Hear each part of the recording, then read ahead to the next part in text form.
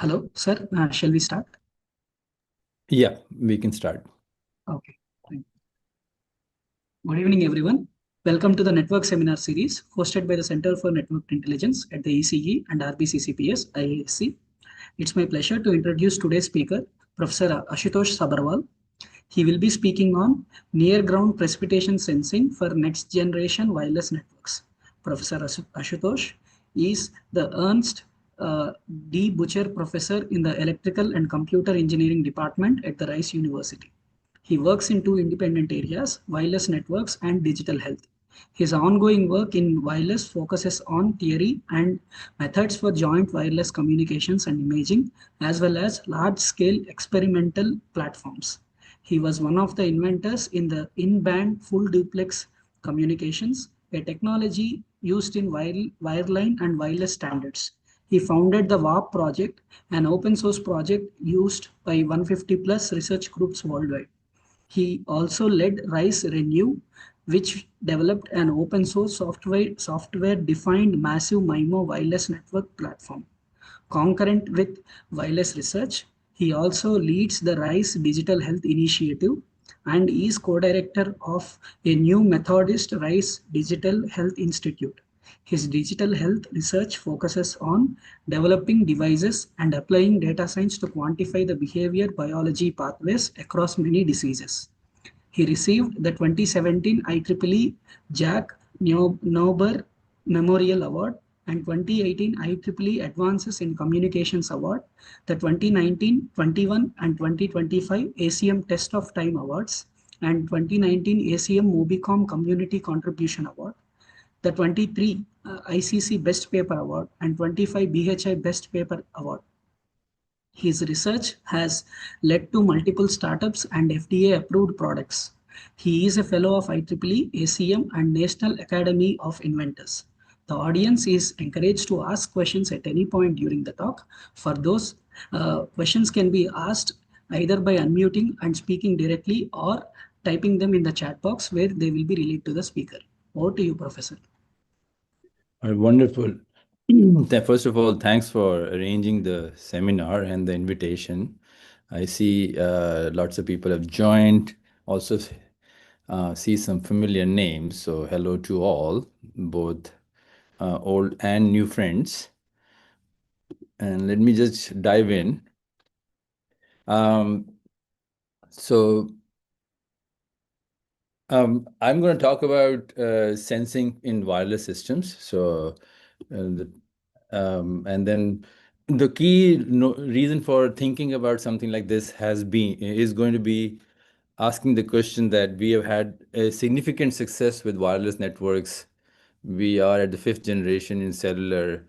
What's next? And the key thing, one of the key ideas that have emerged is the sensing opportunity that is available across the spectrum.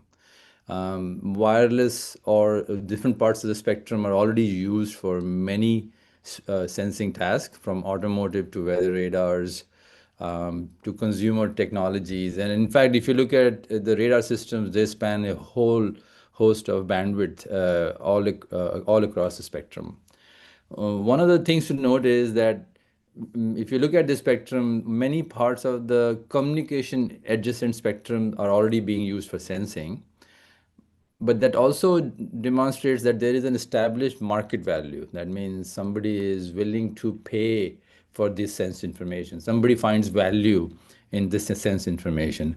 And that is an important thing to latch on to, because really, if we were going to build sensing into communication networks, there has to be a value proposition for network providers to enable such a modality. So, generally, how should we think about just building sensing into networks? And it's kind of good to reflect on the fact that it took three generations, up to 3G wireless cellular systems and disruptive devices, in this case, smartphones, to really appear before wireless data became big. So one can expect that sensing might take more than one generation and perhaps some disruptive use cases to emerge, which all of us have to help develop into a new market. Now, how do we increase chances for success? For us, in our thought process, there are two principles we like to follow. And the first one is we trying to build what we call not possible today features into realistic deployments. And then second principle is adopt layering to promote innovation. And I will talk about both today in this talk. Um, so on principle one, what are the potential not possible today features one could think about? And then our thought process is to try to convert every antenna into a pixel, and then leverage the network scale in building what we can think of is a large scale camera. Um, and I will talk about mostly in this talk how to leverage the fact that wireless networks are national scale, so we can actually enable national scale capabilities, and one of them could be weather sensing. The second capability which we are working on, and I will only give a glimpse of it today, is achieving a very high resolution imaging.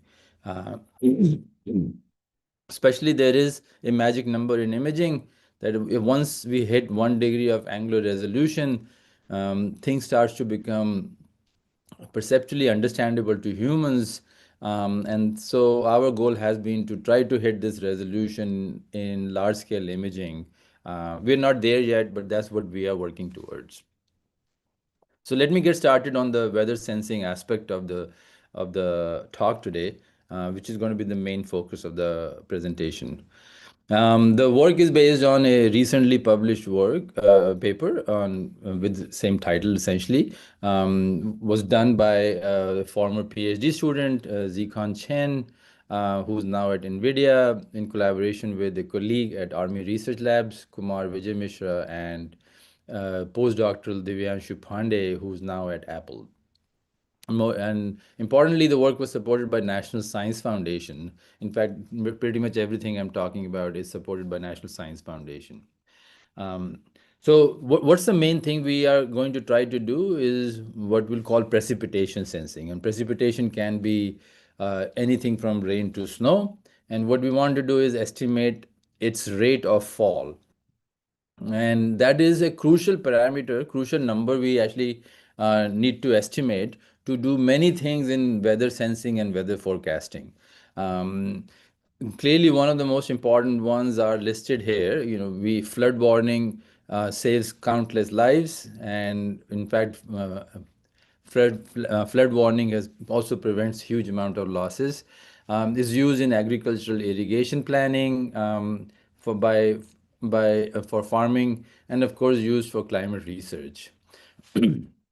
The way the precipitation sensing happens is bulk of it is done from ground-based radars, and they may look like this.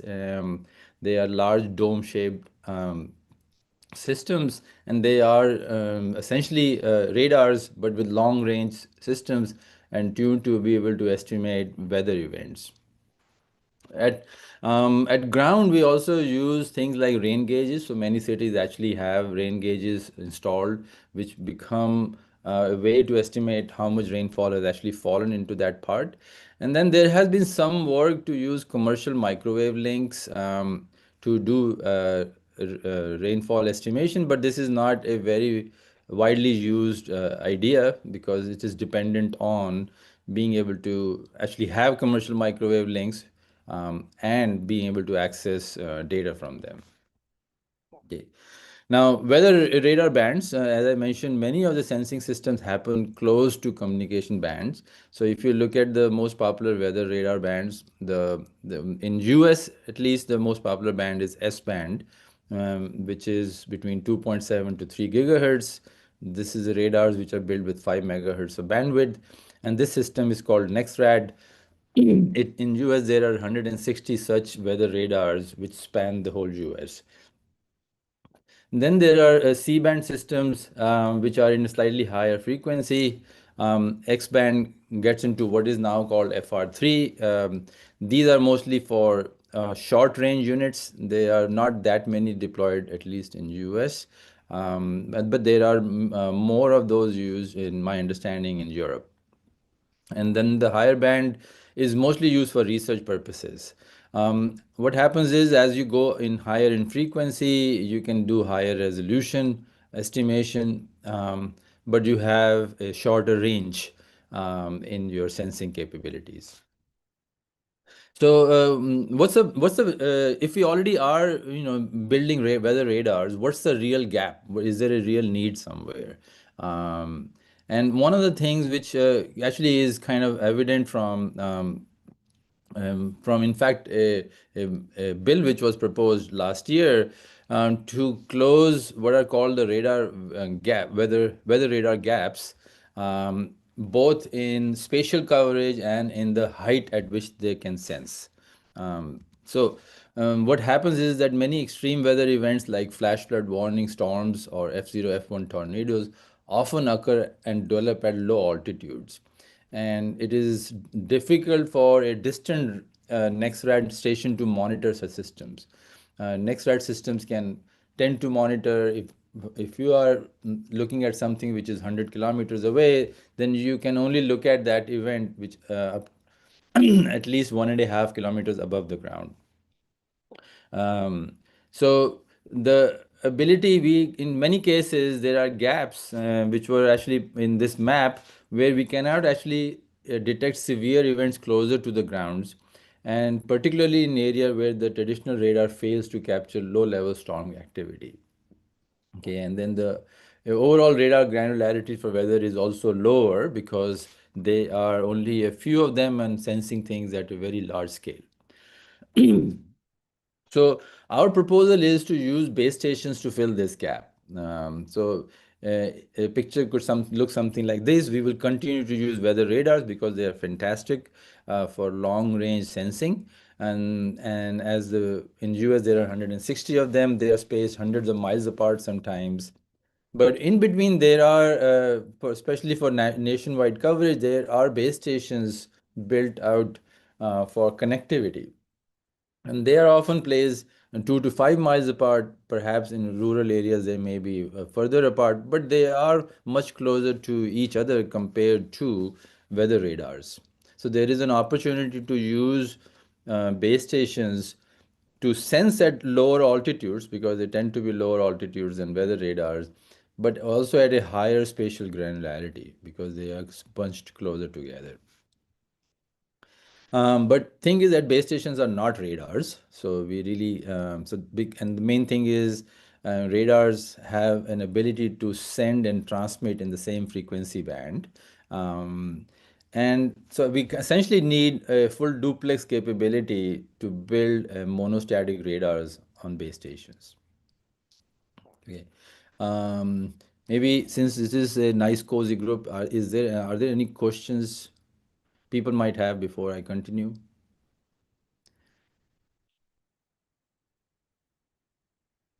So, Ashu, just quick question is, are you envisioning ISAC here, or is it that you want to use the base station, let's say, for part of the time as a sensor and for part of the time as a communication device?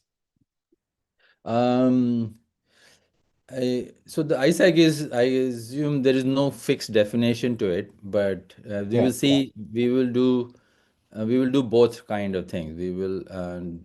It is a communication device, but we will see whether we can repurpose the communication for sensing and what's the benefit or downside of that, and then and then of course at times it will be a I imagine at certain time frequency slots will be used for sensing. So it'll be sensing will become one of the users in the system, much like we have another mobile user doing communication. Thanks. That makes much more sense to me. Yeah. All right. Wonderful. Cool. Thanks for the question. Yeah. So I'll continue and I'll try to pause often enough to give people an opportunity to ask questions.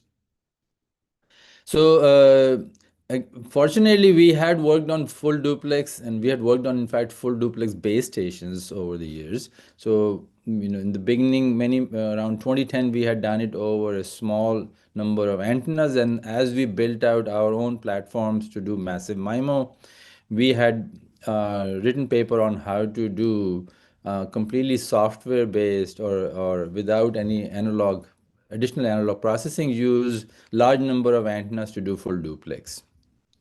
Um, in fact, that approach, what we call split array approach, is used in Qualcomm full duplex base stations. So this was something Qualcomm on the left side had demonstrated in 2020. It's installed on their campus in San Diego. And then more recently, they've built out a full duplex Giga MIMO system, which has 4,000 antennas, more than 4,000 antennas at 13 gigahertz, and uses that hybrid array to build out, to actually manage all these antennas.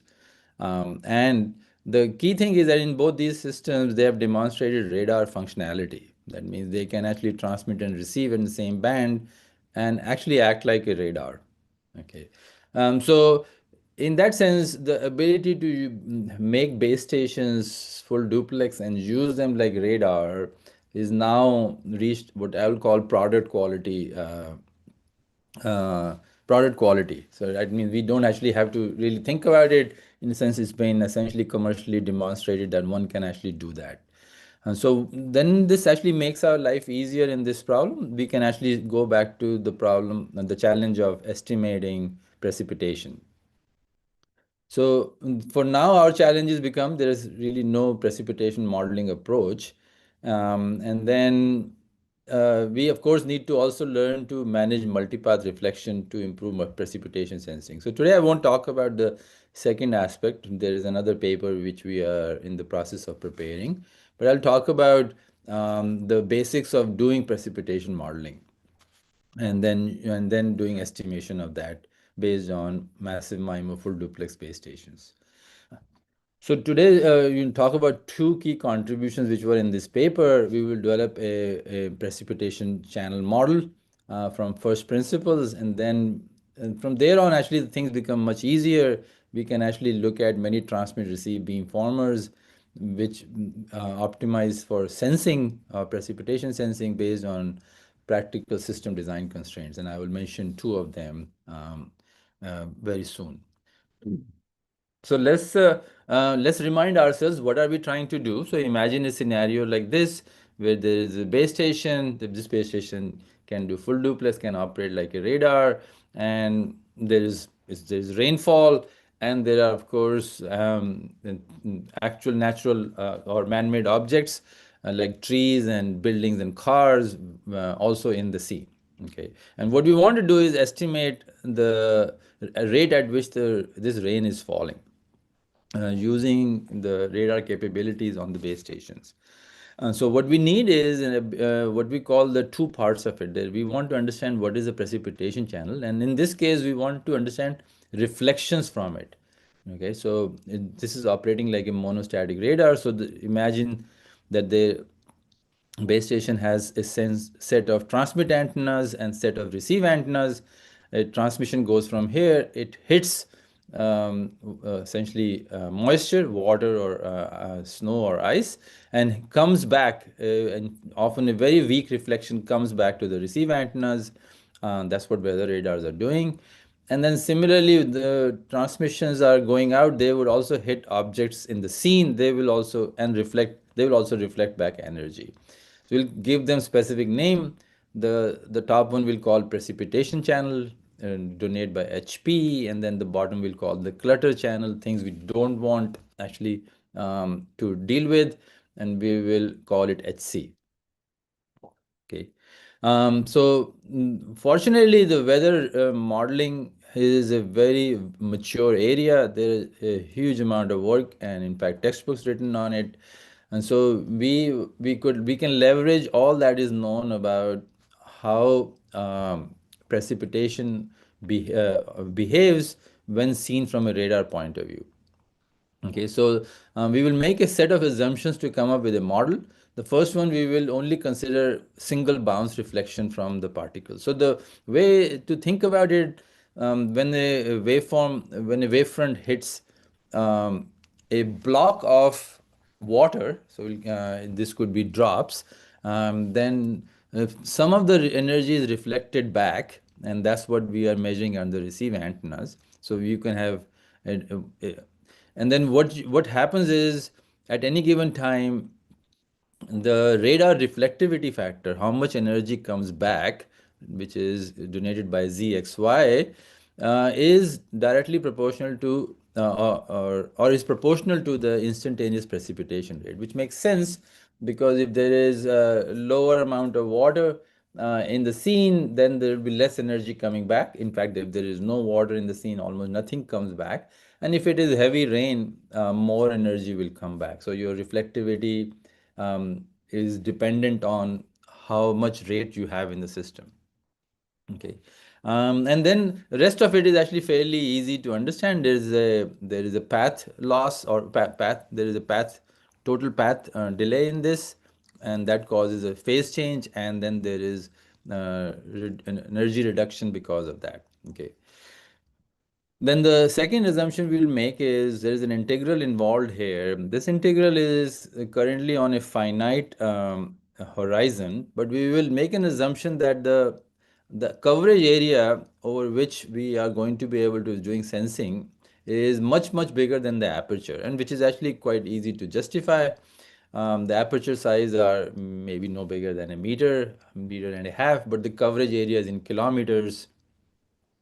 So that allows us to make these integrals go from minus infinity to infinity, and then essentially make them essentially independent of how big the coverage area for the base station is. Okay. And then the last assumption we will make here is of uniform precipitation, that no matter which direction the base station is looking at in its sector, it essentially sees the same amount of precipitation rate, which for small regions like a kilometer or two, is a reasonably good assumption. It's not always holds true, especially when the in the duration when the rainfall is quickly changing or either picking up speed or the whole wavefront or the whole rainfall is moving. But for large part, the assumption holds of uniform precipitation. So what we can do is instead of having a radar reflectivity factor as a function of x and y, we can replace it with a constant. So we can replace this with a constant, and then once this constant is becomes z, and then it is just an integral which is independent of reflectivity factor. So it is some functional which only depends on the distance between the transmit and the receive antennas. Okay. So that actually allows us to derive this precipitation channel. So the precipitation channel is essentially the factor precipitation rate related to precipitation rate and some constant functional. And we can actually make another assumption to simplify things, which is we say that between every transmit and every receive antenna, the distance is approximately the same. It's not true for many arrays, and we in the paper we analyze what's the impact of making this simplification. And it turns out you lose a little bit of accuracy. However, even if we don't want to make this assumption, the problem remains tractable. One can actually work with this precipitation channel rather than the simplified version where once we make the assumption of equal distance, you get HP times a constant matrix multiplier. Okay. And so our goal is to actually be able to estimate this number HP, and this is the scales linearly with this reflectivity factor, um, and it's a function of instantaneous precipitation rate. Okay. All right. So the clutter channel model, May I Chandra, did please you have a ask a, question? yeah, may I Yeah. please ask?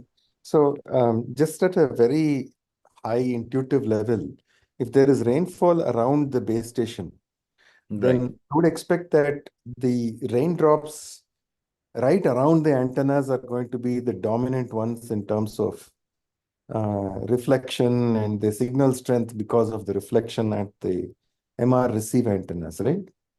Right. And so, really, what you're sensing is the um, radar returns that are happening right away with very little uh, propagation delay. And you want to, and if you're doing that, and if you're ignoring reflections from far away, then wouldn't that automatically sort of kill all the clutter? Because we could assume that right around the base station, there's nothing that's causing a reflection.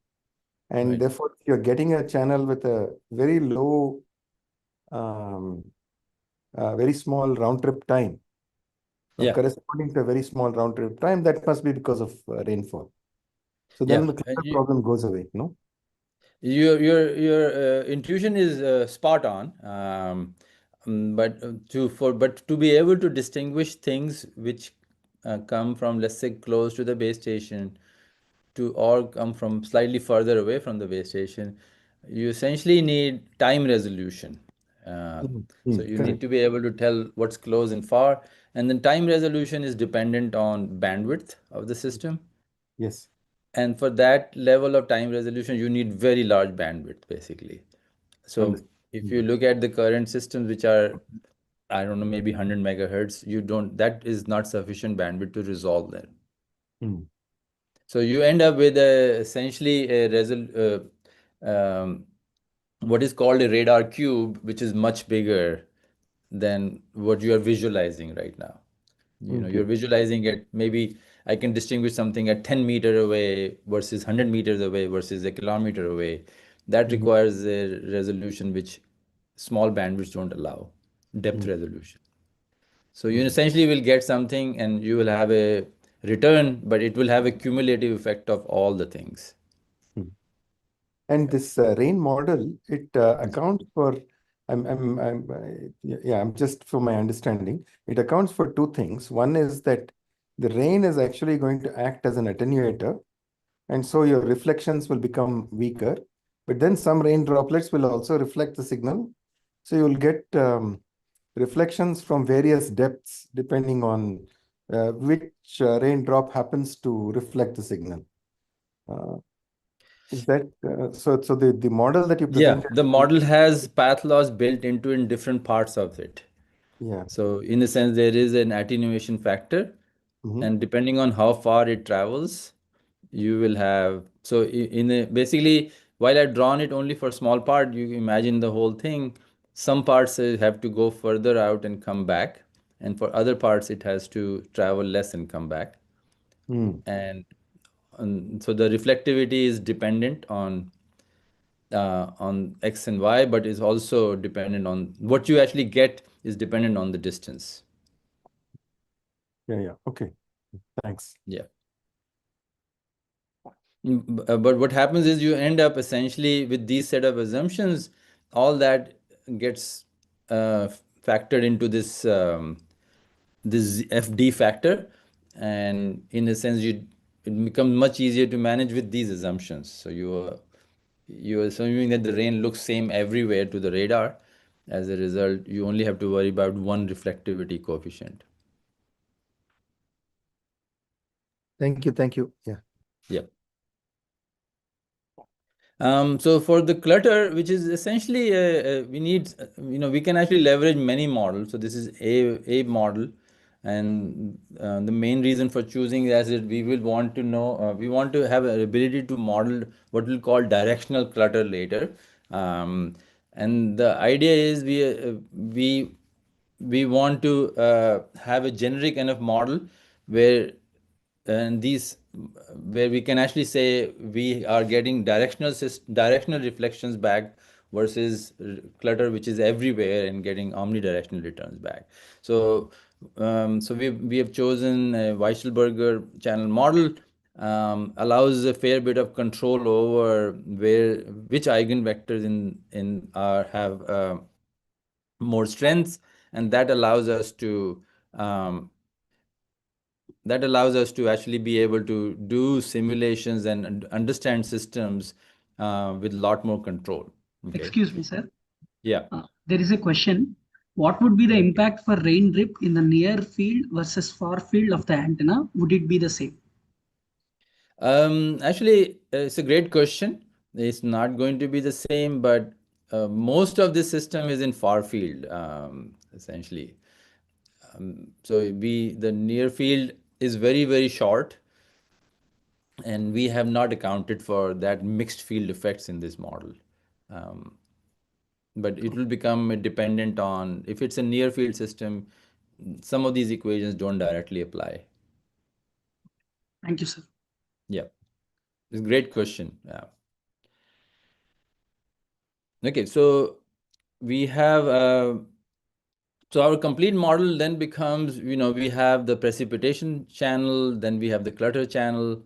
Precipitation channel is what we care about, clutter is what we don't care about. We have a Gaussian noise. And then if you, let's say, doing any form of transmit beamforming, then you essentially get a system which is as simple as that. You have some precipitation matrix times clutter matrix. Okay. Now, if you plug in what we have just derived, we plug in the form of the precipitation matrix, you get a simplification like this, and then we only have to try to estimate one number from this, and then rest of it is essentially we have to deal with it, the clutter and the noise task. I think there's another question. Excuse me, sir. There is one more question from Subhas. Does this model apply to frequency below 5 gigahertz? Yes, the model is fairly independent of what frequencies you are at. Is mostly what happens is that the factor Z, which is a reflection factor, or how rain behaves, or for that matter, how clutter behaves, is it dependent on frequency. So, but the model itself has no lambda dependency otherwise. Okay. Thank you, sir. Yeah. Okay, so as one can imagine, the challenge is, so once you actually develop this, the problem is more or less more than half solved. So the rest of it, I will just show results that once you have some simple model like this, which is reasonably accurate, what should we do with the systems from a practical point of view? So of course, the issue is that the reflections from the rain. So imagine you are sending data to someone in this house, and you are beamforming to that. You will of course get some reflections back from, let's say, the building, right? So those reflections may look like this, and then imagine there is a broad set of reflections also coming from rain because it's on the path. Those unfortunately are going to be much weaker than what you will get from such large man-made objects. Okay, so if a communication person sees this, they will first thing they will say is, well, you should just avoid clutter. If I want to estimate rain, then I should not point energy in that direction. And of course, then there are two things which will immediately come. We have to first estimate the clutter. That means which are the directions we should not point to if we want to estimate rain. And then there will be, even if that is straightforward, the next question will be, if I do that, then clearly I am losing spectral efficiency, because in this duration I am only estimating precipitation. Nearly as basically I can't really communicate anything in this direction because there are no users there. And that's why those directions are the helpful directions to point to. Okay.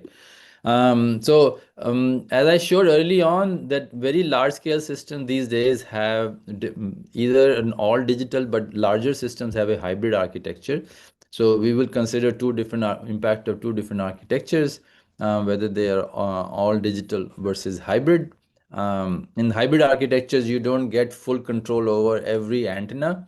So there is some amount of baseband processing and pre-coding, and then rest of it is done in RF with limited ability to control and gain and phases. And then just with the two ideas I talked about, I will label two different things. I will call this to be an opportunistic sensing, where we are sending data to someone, and then leverage the backscatter from the opportunistic sensing for doing precipitation sensing. And in this case, what I'll call intentional sensing, where we are going to point in the best direction so that we can do precipitation sensing. So there's no data involved in this case. And we want to understand what is the benefit of one versus another, and in which cases one can actually do opportunistic sensing. Okay, so hopefully that relates to one of Chandra's question, whether how are we planning to use the system? And these are the two things we will quickly study. So I won't, in this talk, I didn't decided not to put the form of all these different beamformers. But let me just summarize what this table is about. So we will study 4 cases. Sorry, there is a typo here. They will study 4 cases, and the top there are we will have different design constraints. So whether we know the knowledge of the clutter statistics and the noise statistics, do we have full control over the transceiver, and what type of a sensing we will do. And sensing would be of 2 types: intentional versus opportunistic. And the transceiver would have either a fully digital architecture or a very limited architecture, hybrid with only one radio. And then, of course, we will have cases where we will have the statistical knowledge of the clutter and noise, and in one case we won't. So it's a so this is the case where, in a sense, we have least design degrees of freedom. Okay, and in each case we can design a transmit beamformer, like which direction things are, and in receive beamformer. So in the case one, we have full control over both, and in other cases we have control often only on one of them, one direction, or in some cases none of them. Okay, there's another question. Excuse me, sir. So would the rain fading have any bearing on the polarization type? The reason for asking the question is ITU specifies different coefficients for horizontal and vertical polarizations for the rain attenuation. Yeah. Yes, the polarization matters. I guess the answer is to your question is yes. So generally, you need both of them. So, in fact, the rainfall estimation is actually pretty advanced area. Um, and in fact, when you have both I and Q available, you can actually do, in fact, shape and direction of rainfall sensing also. So that's also well known how to get from this to that, the estimation of. So in this paper, we only estimated only the precipitation rate and not other rain parameters, but they essentially use the same data, reflectivity data, to be able to estimate other parameters. So in short, yes, the polarization type, polarization or having both matters, and then that is well developed in area to actually leverage from. All right. So we will have these 4 different cases we will study. So here is we will have I have 2 sets of results. We will simulate everything, and then I will have one set of measured results also. Okay. So here is the setup. This is all simulation based study. We have 16 transmit, 16 receive. So it's a not very big array. We will assume that there is a negligible noise factor, and all we are doing is studying the role of clutter. So we have precipitation to noise ratio as one parameter, and we also have something called precipitation to clutter ratio. So how strong the clutter is in this direction. And we have this idea of directional clutter. So imagine the picture I just showed. You have buildings in one side, but not buildings everywhere, right? So that means the clutter has certain dominant directions. Um, and that's what we call directional clutter. So case one is, of course, does the best. By the way, there is unfortunately nothing we can really compare against as state of the art. So what we have done is we are looking at the y-axis of normalized mean square error and looked at things which are 10% error. And so this is, by the way, a crazy big axis. This normalized MSE, which is so large, is meaningless usefully, impractically. So really what should matter, what we care about is only 10% or below error. So that's why this line is 10% error. Um, so if you look at it, you can get, if you do intentional, if you can point beam into cases where there is least amount of clutter, and have full control over your all the radio chains, then you can get very good performance. And moving to a hybrid system only loses you 4 dB in this case. Okay, so with hybrid system with only one radio chain, because all you need is an ability to point in some direction where there is no clutter. So there is very limited loss in this system. However, the if you have to rely only on opportunistic cases where you are pointing towards um, pointing towards a communications direction, then there is a large loss, 22 dB loss in this simulation, because of opportunistic versus intentional sensing, right? So intentional sensing gives you a 22 dB gain. And in all these three cases, we know that we have an idea of the covariance matrix. So if we don't know that, really, that is case 4, there is nothing you can do. This case 4 is never becomes a very useful system.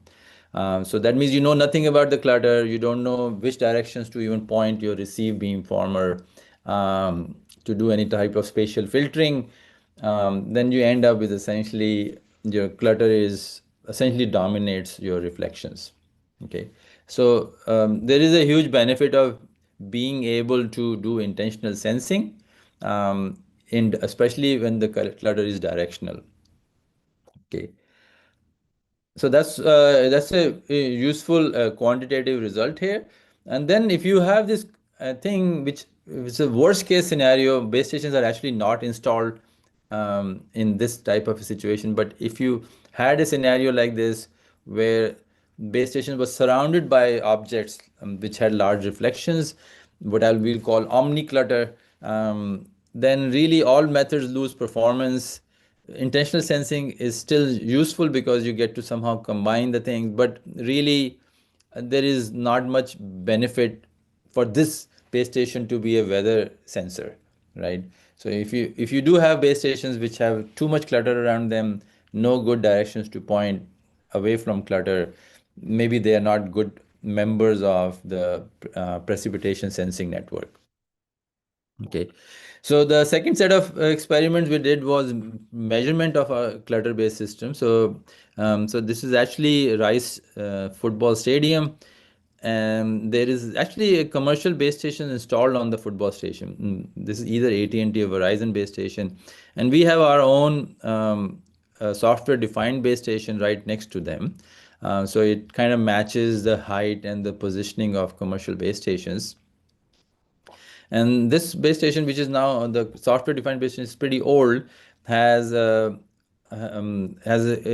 of antennas. So what we did was to mimic the commercial system. We use the top rows as the receive antennas, the bottom rows as the transmit antennas, and the green ones we essentially keep them off to create the spatial separation. But all of them are programmable, so we can use them in any configuration. Okay, and this is in S band, so it's in CBRS band. It's close to the band in which weather radars are typically built. I'll show two quick results. First of all, so this is with measured clutter. So clutter here actually mostly can only come from the seats or any other parts of the building around here, the reflections. But there are clear parts, it's very directional. So if you are essentially looking directly into horizon, there are huge parts where you will get almost no reflection back, okay, in the scene. So this is an example of very directional clutter. And because of that, if you fix the number of antennas, let's say receive antennas at 16 and increase transmit antennas or vice versa, you get the performance scales. So MIMO, having MIMO system is actually useful. Your performance scales as you either increase transmit or receive antennas. Okay, and you can get really good performance. So this is actual clutter but simulated rain system in this very small practical configurations of 16 by 16 systems. And if you actually had a base station which has a fixed number of total antennas, and you can ask, how should I split them? The split turns out to be, right, the middle point which is take all your antennas, if you had 32 of them in this example, put 16 of them for transmit, other 16 for receive, and you want to optimize both gains. You want to optimize the transmit gain and the receive gain, and the midpoint is actually the best one if you are doing intentional sensing. Okay. Okay, so that's basically is all I will talk about the weather sensing part. I want to see if there is another question here, because I will quickly go through the rest of the other aspects I mentioned early in the agenda.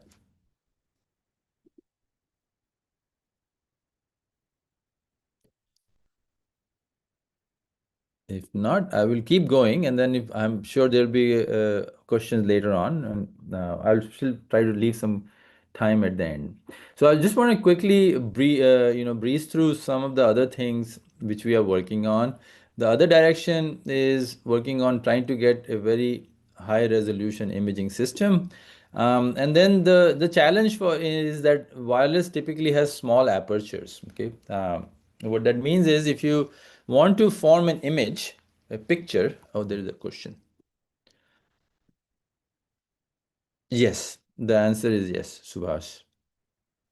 You want to point a direction away from wherever you can get other strong reflections, whether that's sky or not is, you know, but generally it is often tends to be the sky in most cases. Okay. So the so I wanted to talk about converting wireless systems into cameras, right? And good cameras, where once we take a quote unquote picture using that camera, where we have start to treat antennas like pixels, then we want to be able to form good images, right? With high resolution images. The problem is, the challenge is that if you want to have what is an image is essentially you have a scene and you have you want to be able to get reflectivity from each point at a very fine resolution, and that gives you a higher resolution image. Okay. Um, if you want to be able to do high resolution, you need to actually be able to measure that many linearly independent equations, loosely speaking. Okay, and that is dependent on the aperture size, how many transmit and receive antennas you have, or how many essentially pixels you have. Okay, now compared to light-based system, if you look at your phone has megapixel cameras, the the best even in this giga-MIMO system, we're only talking about thousands of antennas, right? So the resolution is nowhere close to what you will get in light-based system. The question is how can we overcome small aperture limitations? And then the other challenge for us, the solution has been to use the network scale. So while we have base stations which have a few, maybe up to 1,000 antennas, and then but we have a lot of users in the system. If somehow every user's one or two antennas can be one or two pixels in the scene, or we can use them to illuminate the scene from all over the scene. Then we can use thousands of these mobile units as a participant in building a high resolution imaging system. Okay. So earlier, a few years ago, Nishant, who's on the call, had written a paper that if you can use these uplink users, you can essentially increase the aperture effectively and increase imaging resolution. And in this case, essentially higher network density can become an asset for improved imaging. Okay. And then, of course, the second challenge is that there is a strong multipath propagation in wireless environments. In fact, this is fairly common for radars. They have to deal with what is called ghost imaging. And then, again, in wireless, we have figured out how to convert multipaths to our benefit. Can we use that for imaging or not? Okay, and so I won't go into details of it. Some excellent work done by Nishant really has looks at both the opportunity for the network scale or how to leverage multipath. But I do want to kind of show a result that if you actually have network illumination from different sides, you can convert being essentially be able to get a lot higher resolution imaging, right? So imagine you had one transmitter and many receivers around an object, in this case a car. You can actually get much higher resolution imaging because of that. And what we are leveraging, but even if we actually have that much data, really it's hard to get high resolution imaging. So the approach has been to use these modern techniques of neural representations for reconstructions, which provide essentially take lower dimensional radar point cloud data and convert it into 3D shapes. Okay, and so we have done that in one of an experimental setup we have, which is a radar system we have in sub-terahertz, and be able to extract high resolution 3D shapes from 3D radar point clouds, right? So this is, of course, at a very small scale in a lab system, but this is the idea we want to build upon at a larger scale in large scale system. Okay. So quickly on the last part of it, just a few words on the principle too. One of the things I want to talk about layering.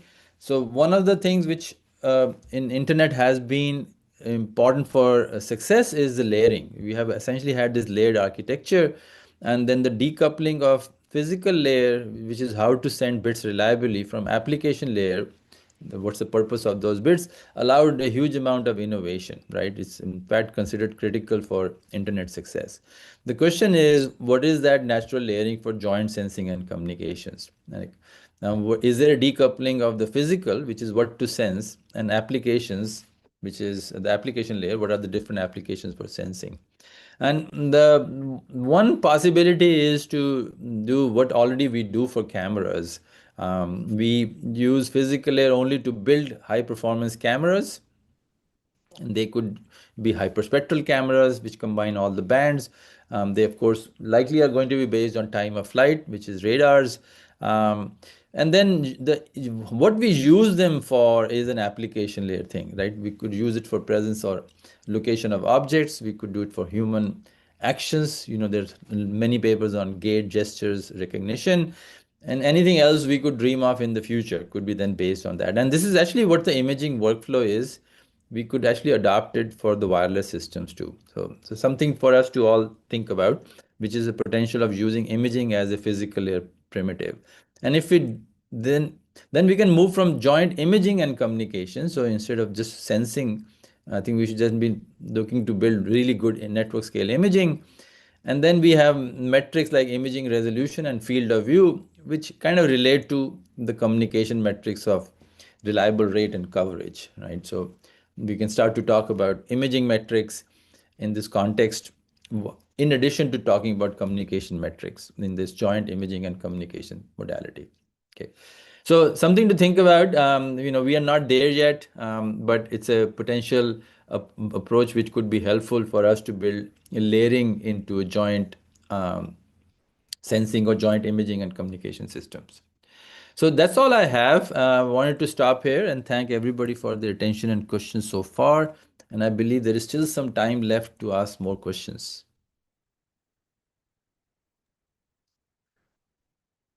Thank you very much, Professor, for delivering an interesting and interactive talk. Are there any more questions from the audience?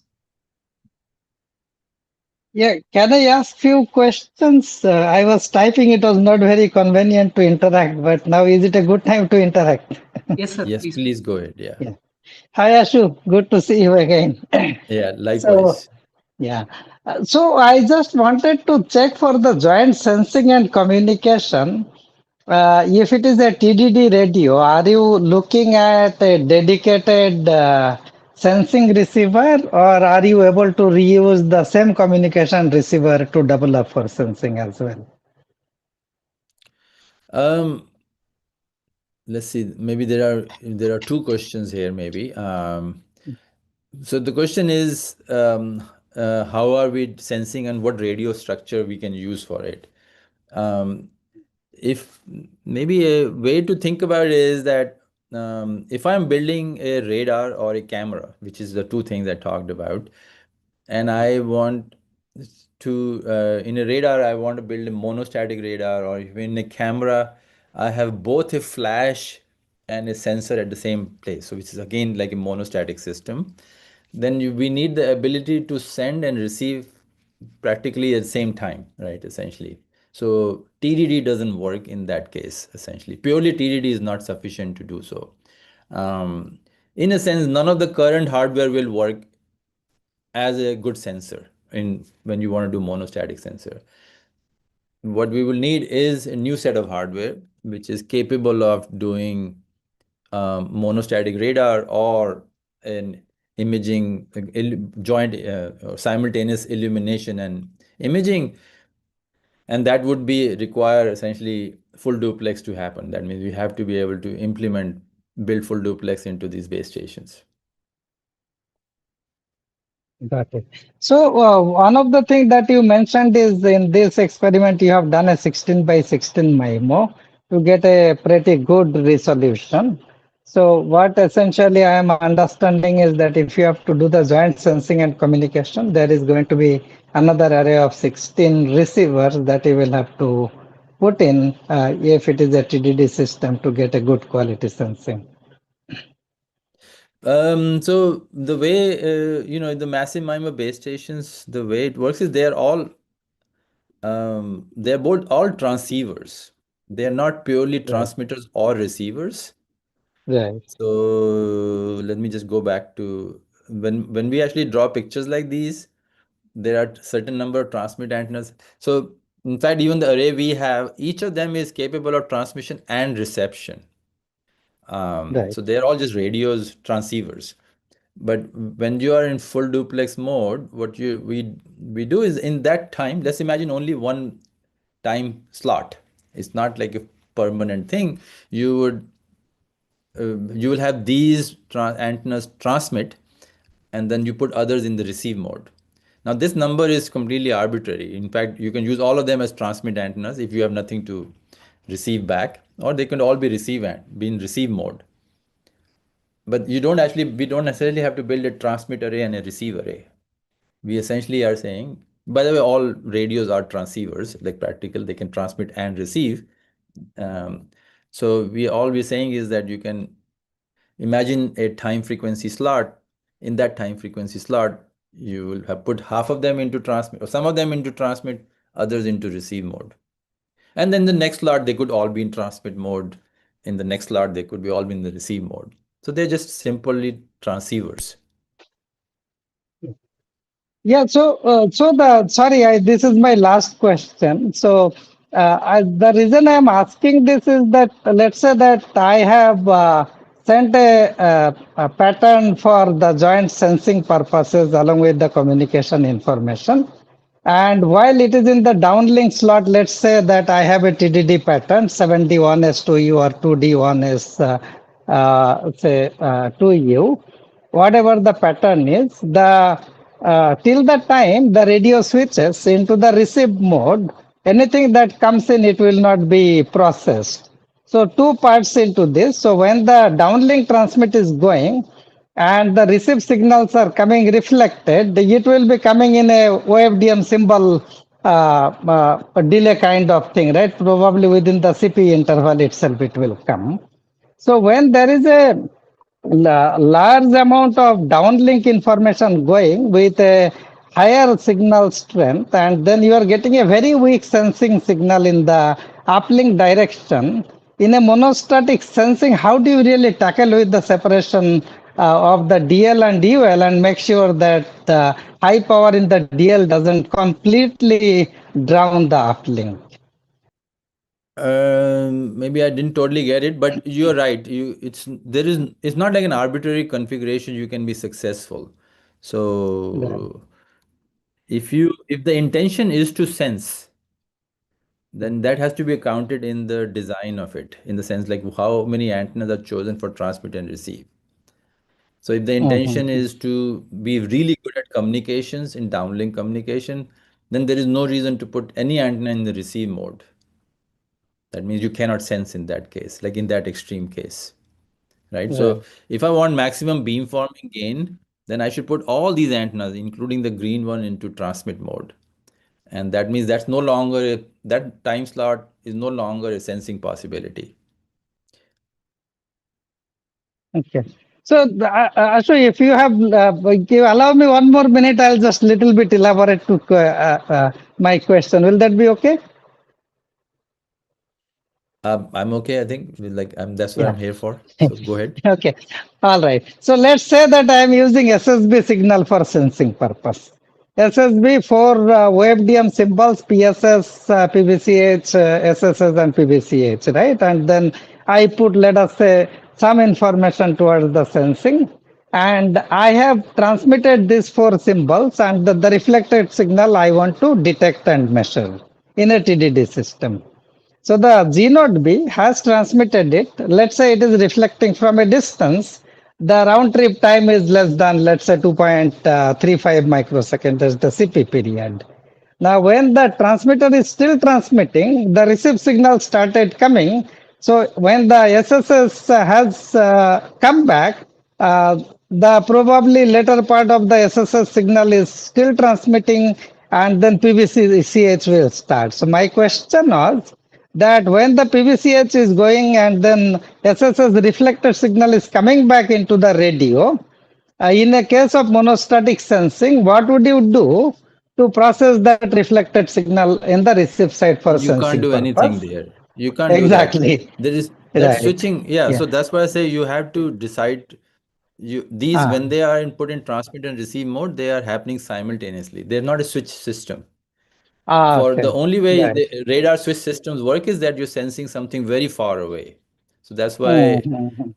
mm, the weather radars or even the surveillance radars are switched systems. They transmit and then they move into switch mode, or sorry, receive mode, because they have enough time to switch, because the reflections are coming from very far away. But if Correct. you look at Correct. the car radars are continuous wave systems. They don't do switching. Or if you Got look it. at, yeah. So when your distance is below a certain, no electronics exist which can actually switch that fast. I mean, maybe experimental one does, but most of the commercial electronics is not that fast. So there you do what is called continuous wave radar. You are constantly sending and receiving at the same time. Got it. And so that's what Got it. exactly these systems will be. They cannot be switch systems. Got it. Thank you, Ashu. I think it was useful. I think whatever my understanding was got validated. Thank you so much. Yeah, yeah. No, no, no, you are absolutely spot on. Everything you said is Yeah. correct. Yeah. Yeah. Thank you. Thank you. Are there any more questions from audience?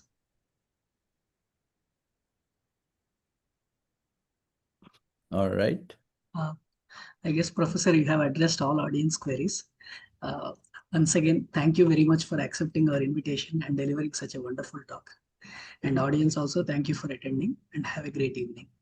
Yeah. Thank you all. Thank you for all the questions. Appreciate it. And again, thanks for the invite. All right. Thank you, sir. Bye all. Bye, sir.